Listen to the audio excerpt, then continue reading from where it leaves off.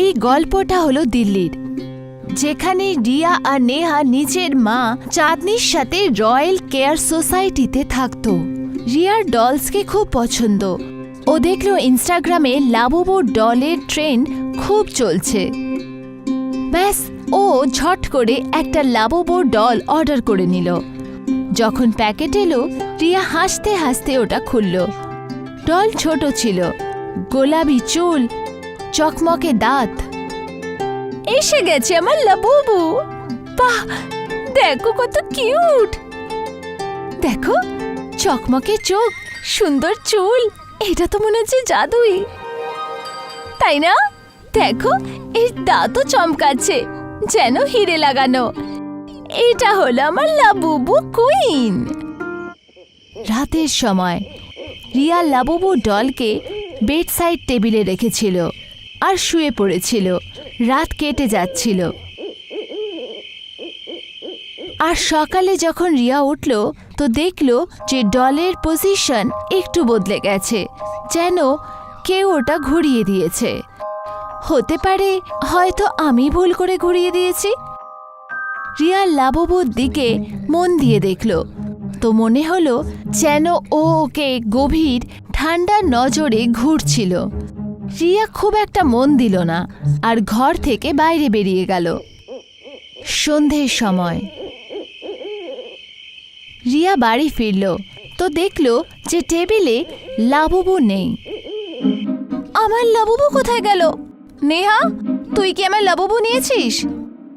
না তো, আমি তো ছুঁইও নি। রিয়া লাবুবু খুঁজতে লাগলো, তো দেখল যে ওটা বেডের নিচে পড়ে আছে আর ওর পেটে লাল দাগ আছে, যেন কেউ ছুরি দিয়ে ওকে আঘাত করেছে। এটা কি হলো? রিয়া ওই আঘাতকে পরিষ্কার করার চেষ্টা করল, কিন্তু লাল দাগ সরল না। ক্লান্ত হয়ে রিয়া লাবুবুকে বেডসাইড টেবিলে রেখে শুয়ে পড়ল। রাতের সময় রিয়া ঘুমোচ্ছিল, তখনই ও একটা ভয়ানক স্বপ্ন দেখল। স্বপ্নে লাবুবু ডল ওর ওপর বসেছিল আর নিজের ছুঁচলো দাঁত দিয়ে ওর ঘাড় কাটছিল। হঠাৎ রিয়ার ঘুম ভেঙে গেল। ও ভয় কাঁপছিল, আর তখনই ও দেখল যে লাবুবু ডল সত্যি ওর ওপর বসে আছে। রিয়া চিৎকার করে উঠল আর ওকে উঠিয়ে নিচে ফেলে দিল। যেই লাবুবু ডল নিচে পড়ল, ঘরের লাইট টিমটিম করতে লাগলো আর হঠাৎ পুরো ঘরে অন্ধকার হয়ে গেল। কোথাও থেকে কোনো বাচ্চার কান্নার আওয়াজ পুরো ঘরে পাওয়া গেল। কে ঘরে? কে?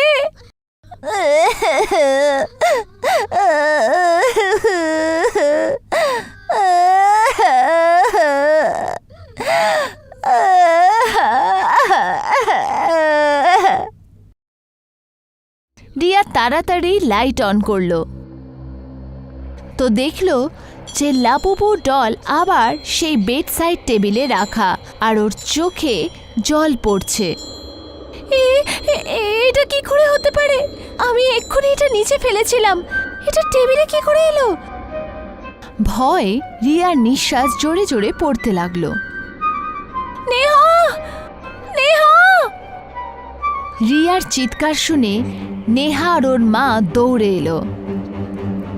কি হয়েছে দিদি? এই লাবুবু ডল কাল রাত থেকে খুব অদ্ভুত ব্যবহার করছে। এ নিজে নিজেই চলে, যেন ওর মধ্যে কোনো আত্মা আছে। কাঁদে ও, দেখ এখন ওর চোখে জল আছে। আমি তো কিচ্ছু দেখতে পাচ্ছি না, ওর চোখে জল কোথায়? তোর ভ্রম হয়েছে, ওর কাছে প্রাণ থরি না থাকবে যে ও চলবে। রিয়ার কথা ওর পরিবার বিশ্বাস করল না। ওর এই সবকে ভ্রম ভেবে ওর কথাকে ইগনোর করল। রিয়াও অফিসের জন্য বেরিয়ে গেল। সন্ধ্যের সময় রিয়া অফিসে বসেছিল, কিন্তু ওর মন কাজে লাগছিল না। ওর মাথায় লাবুবু ডলের অদ্ভুত ব্যবহার ঘুরছিল। রিয়ার মাথায় এইসব চলছিলই কি তখনই ওর ফোনের ঘন্টি বাজল। ফোনে এক অদ্ভুত নোটিফিকেশন এলো আর তখনই একটা ফটো দেখলো, যার ব্যাকগ্রাউন্ডে লাবুবুর ছায়া পরিষ্কার দেখা যাচ্ছিল। আমার ফোনে লাবুবুর ছবি? আমি আমি তো এই ফটো কখনো তুলিনি। আমার সাথে কি হচ্ছে? রিয়া রেগে অফিস থেকে বেরিয়ে পড়ল। রিয়া ঘরে পৌঁছালো তো দেখল লাবুবু টেবিলে নয়, মাটিতে পড়ে আছে। ওর চোখ বন্ধ, কিন্তু ওর মুখ খোলা। আমি তো একে টেবিলে রেখেছিলাম, এটা নিচে কি করে এলো? রিয়ার চিৎকার শুনে ওর বোন নেহা ওখানে এলো। নেহার ডলটা ওঠানোর জন্য ওটা ছুলো। এটা এটা তো একদম ঠান্ডা, মনে হচ্ছে যেন এক্ষুনি ফ্রিজ থেকে বেরিয়েছে। রিয়া রেগে গিয়ে লাবুবু ওঠালো আর ব্যালকনিতে ফেলে দিল। কাল সকালে মিটার জ্বালিয়ে দেব, এর জন্য আমি বিরক্ত হয়ে গেছি। রিয়া নিজের বেডরুমে শুতে চলে গেল, কিন্তু ওর ঘুম এলো না। হঠাৎ ঘরের লাইট টিমটিম করতে লাগলো। অন্ধকারে রিয়া বিছানায় কিছু ভারী বুঝতে পারল। ও ভয় পেয়ে গেল। টিমটিমাতি লাইটে রিয়া দেখতে পেল বিছানার কোণে একটা ছেলে বসে আছে, যে ওকে দেখে ভয়ঙ্কর হাসি হাসছে। কে তুই? রিয়া নিজের ফোনের ফ্ল্যাশ লাইট অন করলো তো দেখল ওখানে কোনো ছেলে নেই, বরঞ্চ লাবুবু ডল আছে। তার চোখ লাল আর ও রিয়াকে দেখে ভয়ঙ্কর হাসি হাসছে। লাবুবু একটা থাপ্পড় দিল। যে ওকে থাপ্পড় মারল, রিয়ার হাত থেকে রক্ত বেরোতে লাগলো। রিয়ার হাত থেকে যে রক্ত মাটিতে পড়ল, লাবুবু সেটা চাটতে লাগলো।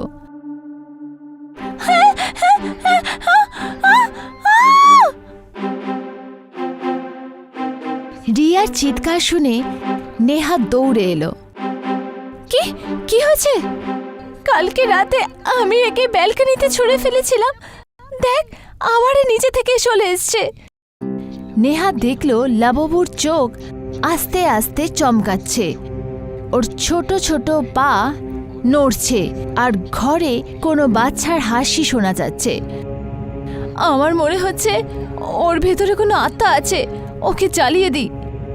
নেহা রিয়া লাবুবুকে ব্যালকনিতে নিয়ে গিয়ে জ্বালিয়ে দিল, কিন্তু যেই রিয়া জ্বালানোর পর বাড়ি ফিরল, ও দেখল যে লাবুবু আবার ওর বেডের নিচে পড়ে আছে।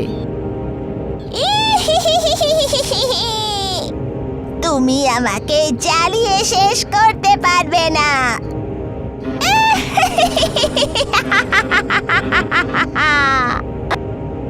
না না না! লাবুবু লাফিয়ে রিয়ার ঘাড়ে বসলো আর নিজে ছুচালো দাঁত দিয়ে ওর ঘাড় কেটে দিল, আর রিয়া রক্ত চুষতে লাগলো। রিয়া জোরে জোরে চিৎকার করতে লাগলো আর ওখানেই মারা গেল। রিয়ার চিৎকার শুনে নেহা আর ওর মা ঘরে এলো। ওরা দেখল যে লাবুবুর চোখ লাল, ওর চোখ চমকাচ্ছে আর ও রিয়ার শরীর থেকে রক্ত চুষছে। তুই কে? এটা কোনো সাধারণ পুতুল নয়।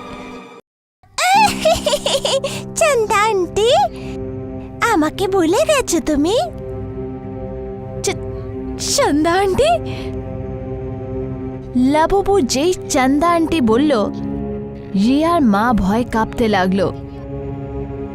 মা, ও তোমাকে চন্দা আন্টি কেন বলছে?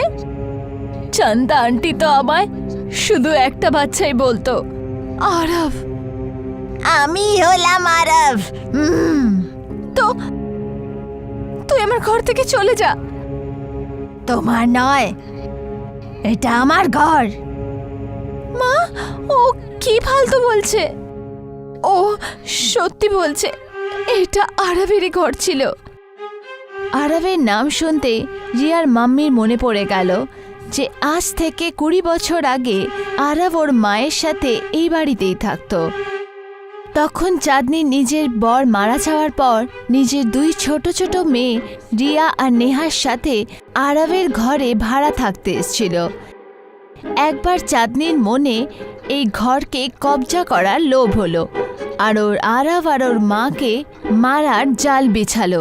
দুজনকে ঘরে খাওয়ার জন্য ডাকলো আর খাবারে বিষ মিশিয়ে দিল। খাবার কিছুক্ষণ পরেই দুজনে মারা গেল।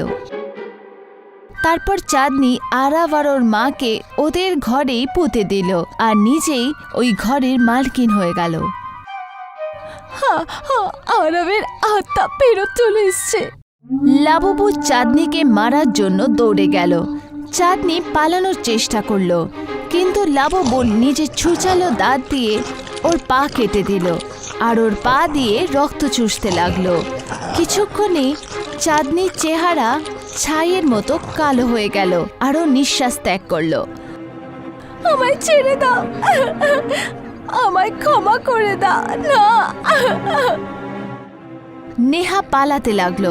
তখনই দরজা নিজে থেকেই বন্ধ হয়ে গেল আর লাবুবু হাওয়ায় উড়তে উড়তে নেহার চেহারার সামনে এলো। আমায় ক্ষমা করে দাও, প্লিজ যেতে দাও আমায়। না, এখন তুমি এখানেই থাকবে আমার সাথে। না